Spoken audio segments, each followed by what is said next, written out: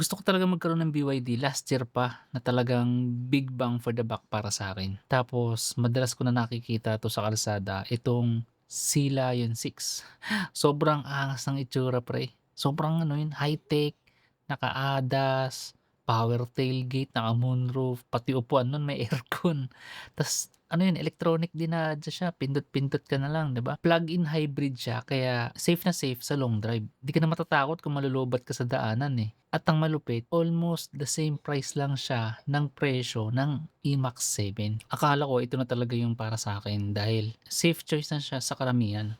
Sobrang premium ng image. Kapag nakatalikod, parang Porsche Cayenne ang datingan eh. Bestseller pa 'to kung tatanungin niyo sa mga BYD Casa. Actually, nung last year pa talaga ako nagre-research dahil last year ko pa gustong-gusto i-dispose yung una kong kotse. Pero habang patagal ng patagal sa pagko-compare ko, medyo nababawasan yung interest ko sa SL6. Gusto ko lang sana isingit kung nagustuhan mo itong topic na 'to, okey lang sa'kin yung isang like lang o heart react para lang sa algorithm. Ang Sea Lion 6 ay PHEV, plug-in hybrid electric vehicle. Hindi simpleng system 'to compared sa full EV. Meron siyang engine tapos meron din siyang electric motor. Kung darating ang araw, let's say 5 years onwards at alam natin na lahat ng sasakyan magkakaroon at magkakaroon ng problema 'yan. So logically, hindi ba parang mas complicated ang isang hybrid compared sa full EV? Meron siyang engine. Kapag may engine, may air intake at meron ding tambutso.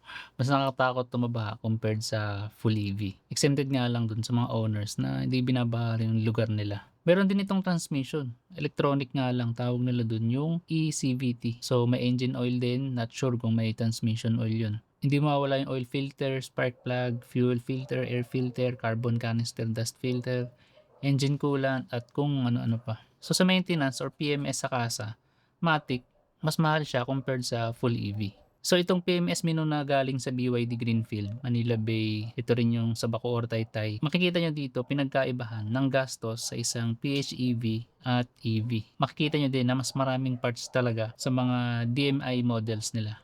Itong E-MAX 7, ilan lang ang parts na dito. Ibig sabihin, mas simple lang talaga siya. So para sa akin lang 'to, kahit hindi mo na isama sa equation yung blade battery. Kapag sabay maluluma itong dalawang sasakyan, let's say 8 years pataas, common sense na lang para sa akin na mas maraming failure points ang isang hybrid versus sa isang full EV. Doon ko na na-realize na hindi siya fit talaga sa pangangailangan ko. Mas maliit battery pack ng mga hybrid compared sa mga full electric.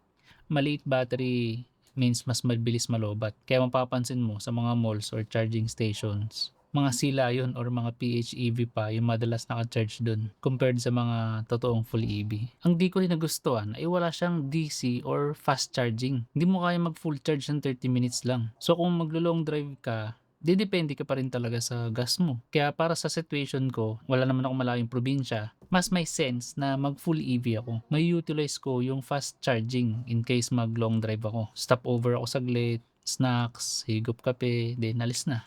Mas nagkaroon ng sense para sa situation ko na mas bagay sa akin ng E-MAX 7. Sarap ipang daily drive. Tapos 7 seaters, 400 kilometers yung full battery range niya na hindi ko naman kayang ubusin ng isang araw. Pwede sa business ko kapag magre-restock ako sa store. At pwede ko rin itong gawing pang sideline tulad ng Grab, yung mga TNVS, Lalamove, mga ganun. Mas nakikita ko ang pagiging practical ng E-MAX 7 para sa akin, lalo na kung halos same price lang sila ng Sea Lion 6. Hindi ko sinasabing huwag kang bumili ng Sea Lion 6 ah. Hindi lang talaga siya fit sa lifestyle ko. Bagay na bagay ito sa mga taong nakatira sa condo dahil hindi sila pwedeng maglagay ng wall charger dun. At sa mga taong almost every week umuuwi ng probinsya nila like Pangasinan, Baguio, La Union, Bicol, mga ganun. Para sa akin, kung bibili ako ng sasakyan, pipiliin ko yung 90% use case, hindi yung 10%. Ulitin ko, hindi ko sinasabing mali ang Sea Lion 6. Maganda siya, premium siya. Gets ko kung bakit siya best seller. Pero para sa akin, mas naging malinaw na ang gusto ko ay mas simple, mas practical, at mas align sa future na gusto kong pasukin. Kaya E-MAX 7 pa rin ako.